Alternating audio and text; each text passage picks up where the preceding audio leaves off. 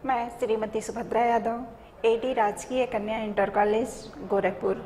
बच्चों, आज हमारे अध्ययन का विषय है समकालीन भारत 2 भूगोल। भूगोल का पहला पाठ संसाधन एवं विकास। आज हम भाग 1 पढ़ेंगे। आइए उसके मुख्य बिंदुओं पर विचार करें। मुख्य बिंदु: संसाधन के प्रकार, संसाधनों का विकास, रियो डी जेनेरो पृथ्वी सम्मेलन 1992, संसाधन नियोजन, भू संसाधन, मृदा संसाधन। आज हम संसाधन किसे कहते हैं तथा संसाधन के प्रकार, संसाधनों का विकास, आज इस पे हम लोग अध्ययन करेंगे। संसाधन, आइए बच्चों यह जानने की कोशिश करें कि संसाधन किसे कहते हैं। हमारे पर्यावरण में उपलब्ध प्रत्येक वस्तु जो हमारी आवश्यकताओं को पूरा करने में प्रयुक्त की जा सकती है और जिसको बनाने के लिए प्रौद्योगिकी उपलब्ध है, जो आर्थिक रूप से संभाव्य और सांस्कृतिक रूप से मान्य है। बच्चों, हमारे पर्यावरण में उपलब्ध प्रत्येक वस्तु जो हमारी आवश्यकताओं को पूरा करते हैं उन्हें हम संसाधन कहते हैं। उस संसाधन के लिए हमें प्रौद्योगिकी उपलब्ध हो। प्रौद्योगिकी का मतलब है बच्चों जिसमें तकनीकी ज्ञान और टेक्नोलॉजी हो, जो आर्थिक रूप से संभाव्य। आर्थिक रूप से संभाव्य का मतलब है जो आर्थिक रूप से विकास की गति को तेज करता हो। जैसे बच्चों अनेक प्रकार के खनिज संसाधन हमारी पृथ्वी पर हैं, लेकिन वो खनिज संसाधन तब तक हम उसका कोई महत्व नहीं है जब तक हम उसे प्रौद्योगिकी द्वारा अपने उपयोग में नहीं ला लेते। सांस्कृतिक रूप से मान्य है, यानी हमारी संस्कृति उसे मानने के लिए तैयार हो। सांस्कृतिक रूप से मान्य बच्चों, सांस्कृतिक रूप से मानने का मतलब है कि हमारी संस्कृति उसे मानने के लिए तैयार हो। जैसे बच्चों मान लेते हैं एक तुलसी का पौधा है, तुलसी का पेड़ है, और उस पे यदि हम भोजन बनाते हैं तो ये हमारी संस्कृति के विरुद्ध है। इसी तरह से कुछ पशुओं के मांस हैं जिनका उपयोग करने के लिए हमारी संस्कृति कभी हमें स्वीकृति प्रदान नहीं करती। हमारे पर्यावरण में उपलब्ध वस्तुओं का रूपांतरण प्रक्रिया प्रकृति, प्रौद्योगिकी और संस्थाओं के पारस्परिक क्रियात्मक संबंध में निहित है।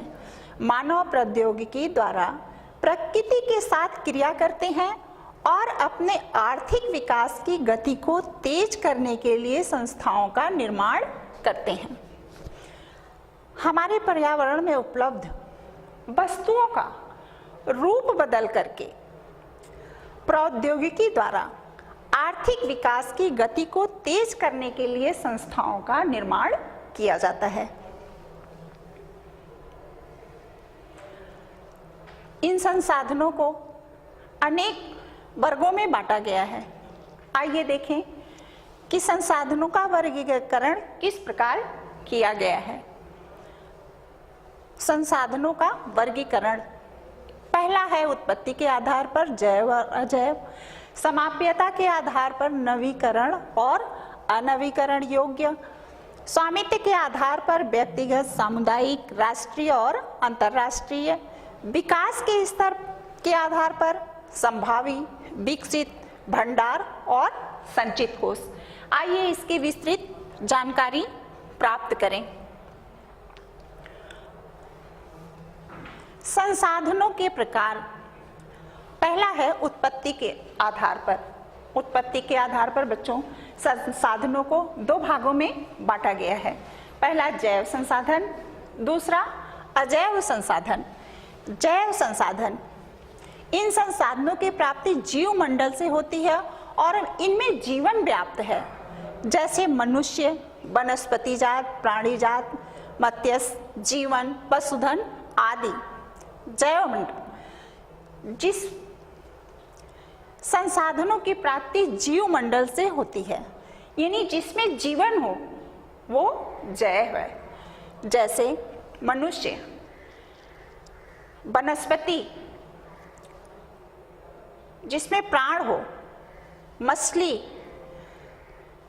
जीवन, मत्स्य जीवन यानी समुद्रों में रहने वाले जीव, पशुधन, पशु, पक्षी आदि हमारे जैव संसाधन हैं। दूसरा है अजैव संसाधन। अजैव संसाधन किसे कहते हैं? वे सारे संसाधन जो निर्जीव वस्तुओं से बने हैं अजैव संसाधन कहलाते हैं। जैसे चट्टानें, धातुएं आदि।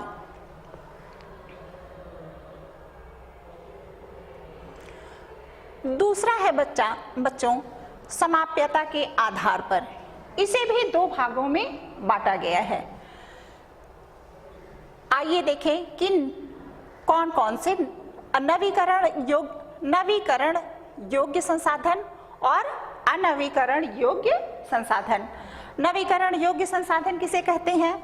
वे संसाधन जिन्हें भौतिक, रासायनिक या आंतरिक क्रियाओं द्वारा नवीकृत या पुनः उत्पन्न किया जा सकता है, उन्हें नवीकरण योग्य संसाधन या पुनः पूर्ति योग्य संसाधन कहा जाता है।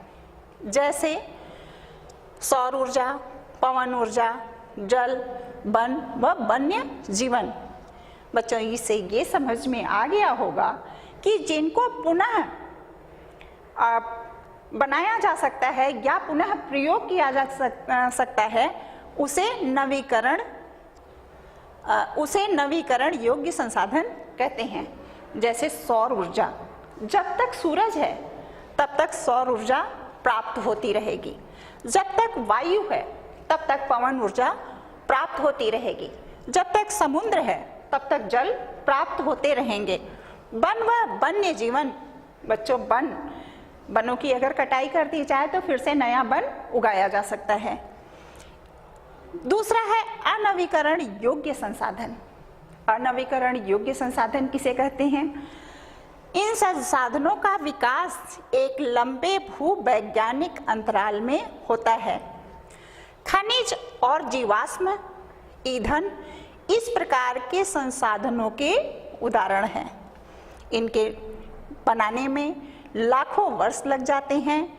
इनमें कुछ संसाधन जैसे धातुएं पुनः चक्रीय हैं और कुछ संसाधन जैसे जीवाश्म ईंधन अचक्रीय हैं, वह एक बार के प्रयोग के साथ ही खत्म हो जाते हैं। बच्चों खनिज और जीवाश्म ईंधन अनवीकरण योग्य संसाधन हैं। खनिज और ईंधन जैसे बच्चों पेट्रोल है, ये हमारा एक खनिज संसाधन है। कोयला है, खनिज संसाधन है। लौह अयस्क हैं, ये खनिज संसाधन है। इसे एक बार निकाल लेने के बाद कोयला जल करके राख में मिल जाता है। पेट्रोल प्रतिदिन समाप्त होता जा रहा है और लौह अयस्क यानी उसे पुनः निर्मित होने में लाखों वर्ष लग जाते हैं। इस तरह से संसाधन अनवीकरणीय योग्य संसाधन है। इनमें से कुछ संसाधन जैसे धातुएं पुनः चक्रीय हैं। जैसे बच्चों धातु वो खत्म तो हो जाती है लेकिन फिर उन धातुओं को बनाया जा सकता है। और कुछ संसाधन जैसे जीवाश्म ईंधन जैसे लकड़ी यदि जल करके खत्म हो जाए तो वो समाप्त हो जाती है, फिर उन्हें पुनः नवीकरण नहीं किया जा सकता। इसीलिए इसे अनवीकरण योग्य संसाधन कहा जाता है।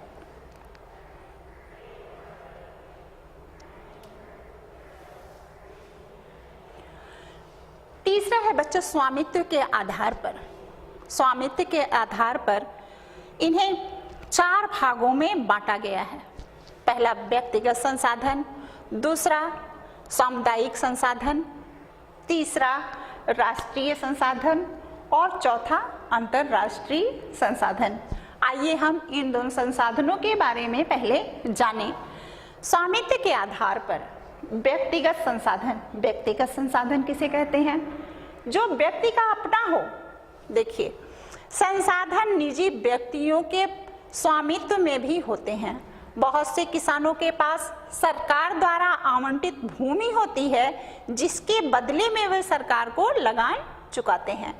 गांव में बहुत से लोग भूमि के स्वामी भी होते हैं और बहुत से लोग भूमिहीन होते हैं। शहरों में लोग भूखंड, घरों व अन्य जायदाद के मालिक होते हैं। बाग, चारागाह, तालाब और कुएं का जल ये किसी एक व्यक्ति का होता है, जो उसका मालिक होता है। यानी जिनके पास उनकी खुद की अपनी संपत्ति होती है, उसे स्वामित्व के आधार पर उसे व्यक्तिगत संसाधन कहा जाता है। बहुत से किसानों के पास सरकार द्वारा आवंटित भूमि होती है। बहुत से किसानों के पास सरकार द्वारा दी हुई जमीन होती है, दी हुई भूमि होती है, जिस पे वो खेती करता है, लेकिन उस खेती के बदले वो सरकार को लगान चुकाता है। सामुदायिक स्वामित्व वाले संसाधन।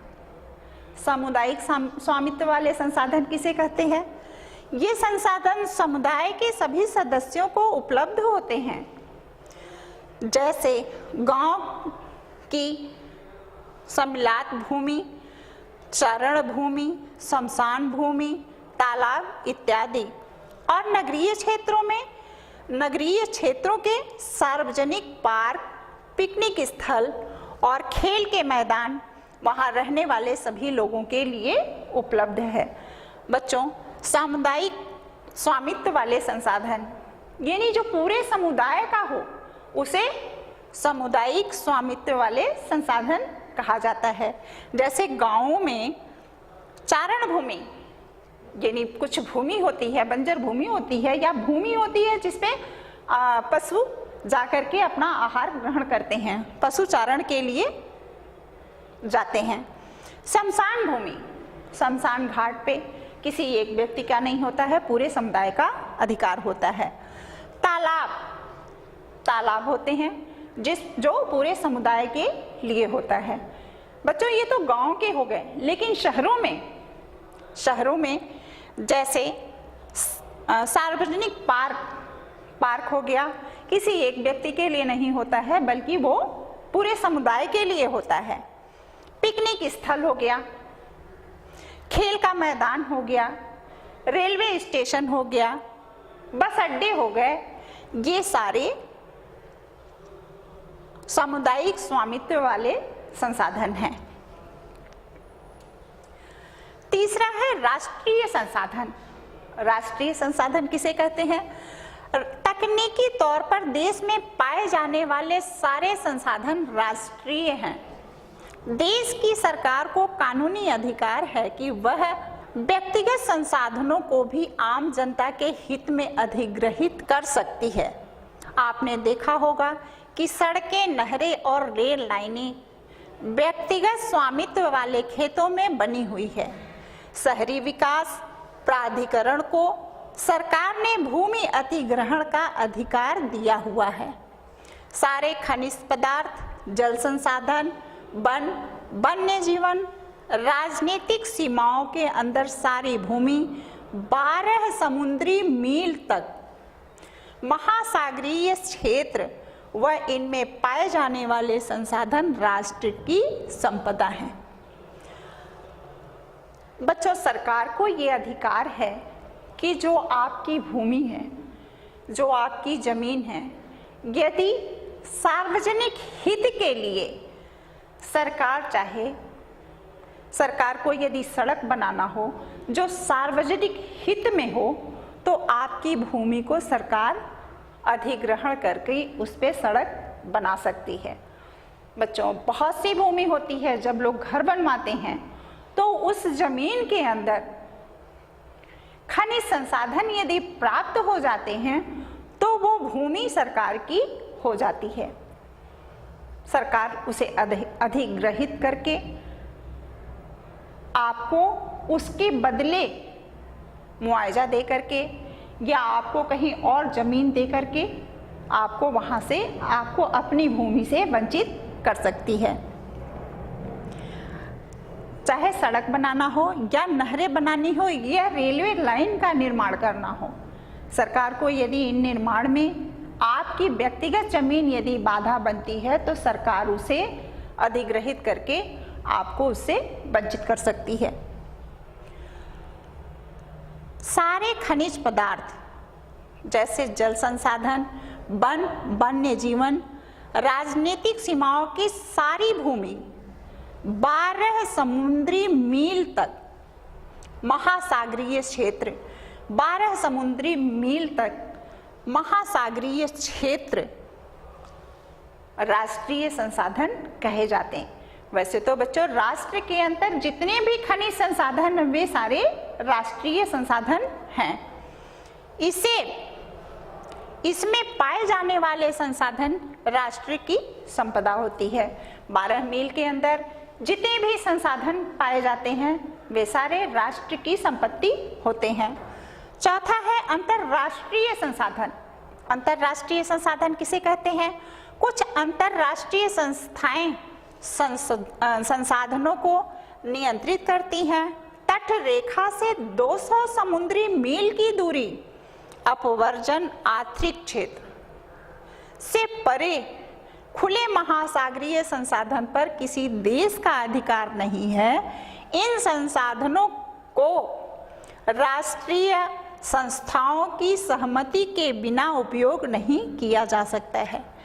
बच्चों 200 मील समुद्री मील की दूरी से परे जितने भी संसाधन प्राप्त होते हैं वे अंतरराष्ट्रीय संसाधन हैं, लेकिन प्राप्त करने वाला देश किसी एक देश की संपत्ति न होकर के वो पूरे राष्ट्र की संपत्ति हो जाती है और उसे उपयोग करने के लिए राष्ट्रीय संस्थाओं की सहमति प्राप्त करना पड़ता है।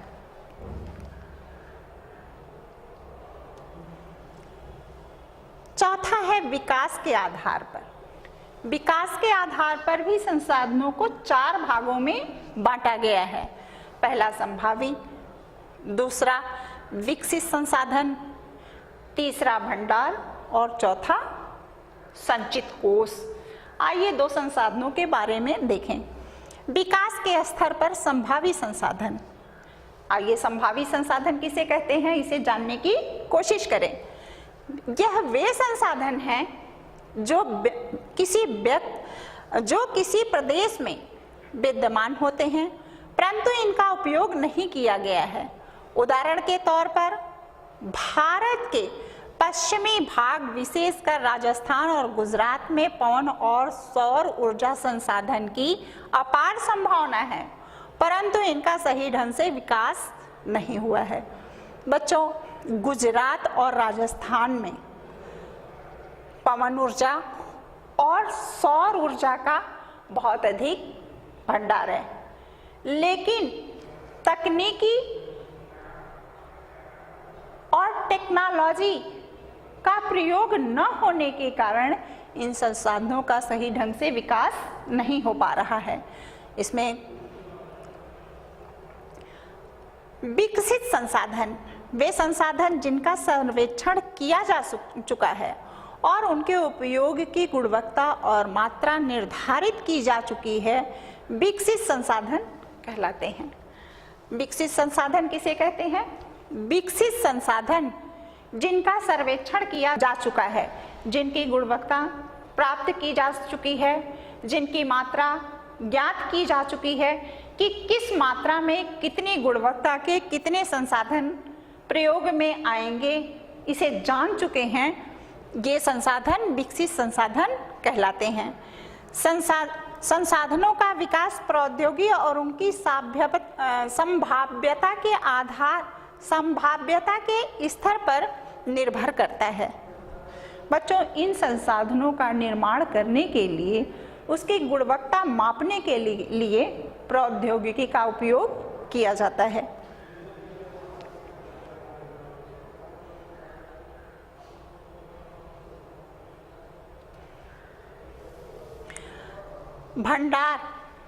भंडार किसे कहते हैं? आइए जानें। पर्यावरण में उपलब्ध वे पदार्थ जो मानव की आवश्यकताओं की पूर्ति कर सकते हैं, परंतु प्रयुक्त औद्योगिकी के अभाव में उसकी पहुंच से बाहर हैं, भंडार में शामिल है। उदाहरण क्या है बच्चों?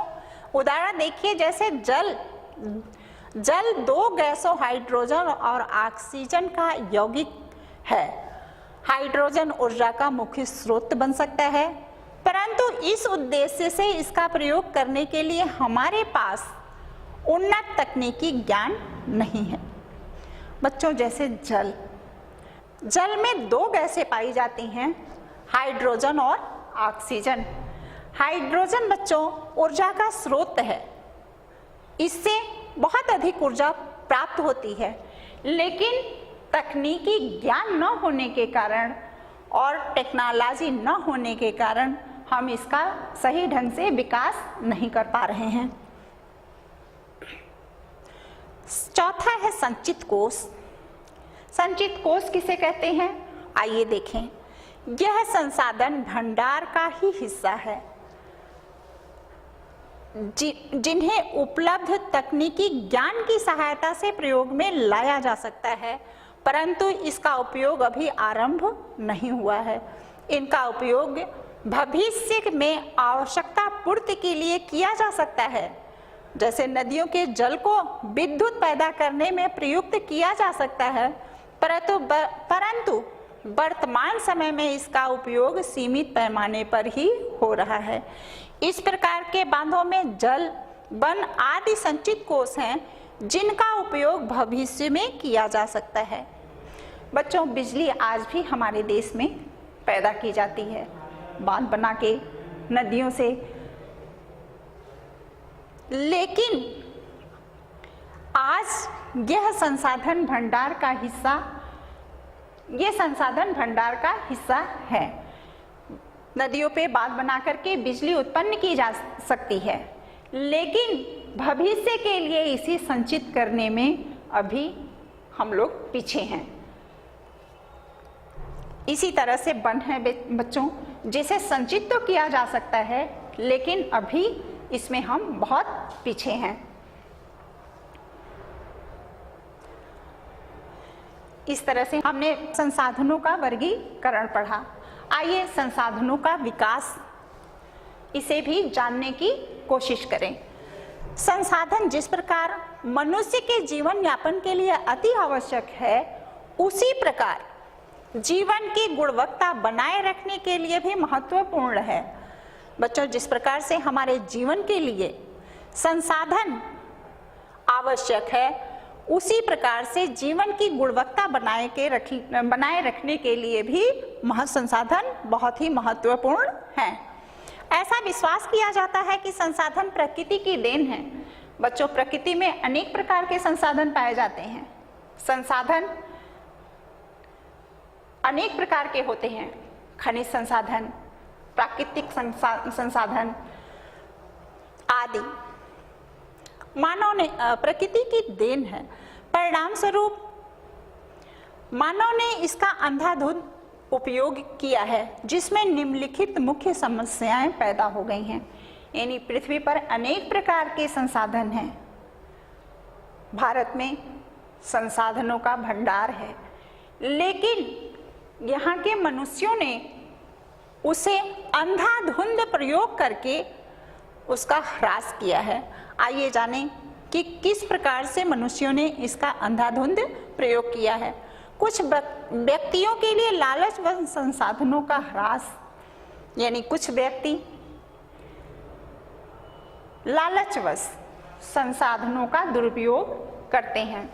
जैसे बच्चों, एक व्यक्ति वन में रहता है, यदि वो चाहे तो वन से अपनी जीविका चला सकता है, वन से अपने पेट को भर सकता है, लेकिन उसका लालच उसे इतना बढ़ा देता है कि वो वनों की कटाई धीरे धीरे करना शुरू करता है और यहाँ तक पहुँच जाता है कि सारे वन समाप्त कर देता है, सिर्फ अपने विकास के लिए उन वनों को काट करके उसे बाजार में बेचना शुरू कर देता है। संसाधन समाज के कुछ ही लोगों के हाथ में आ गए हैं। कुछ उन्हीं संसाधनों को का प्रयोग करके बहुत अमीर हो गए हैं और कुछ बहुत गरीब हैं। संसाधन के अंधाधुंध शोषण से वैश्विक पारिस्थितिकीय संकट पैदा हो गया है, जिसे भूमंडलीय तापन, ओजोन परत, अवक्षय, पर्यावरण प्रदूषण और भूमि निम्नीकरण आदि है। बच्चों, इस प्रकार से अंधाधुंध प्रयोग से, मनुष्यों के अंधाधुंध प्रयोग से अनेक प्रकार की समस्याएं पैदा हो गई हैं। जैसे भूमंडलीय तापन, यानी पृथ्वी पर पृथ्वी का तापमान बहुत ही अधिक बढ़ गया है, ओजोन परत में छेद हो गई है, पर्यावरण प्रदूषण अत्यधिक फैल गया है और भूमि का निम्नीकरण हो गया है।